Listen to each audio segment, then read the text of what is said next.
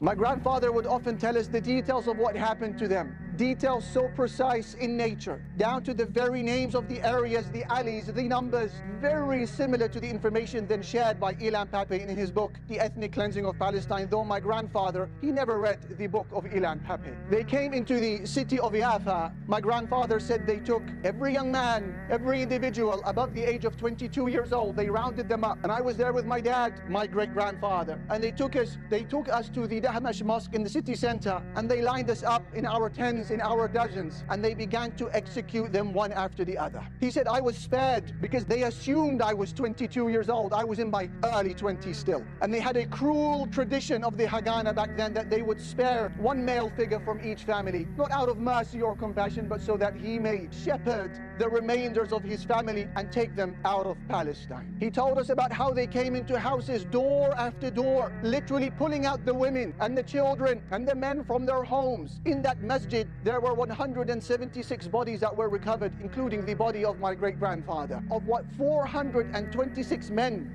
and women and children who were executed on that day alone. By the end of it, in just a few days' time, 50,000 men, women and children from my city of Lid would begin their exodus to the West Bank.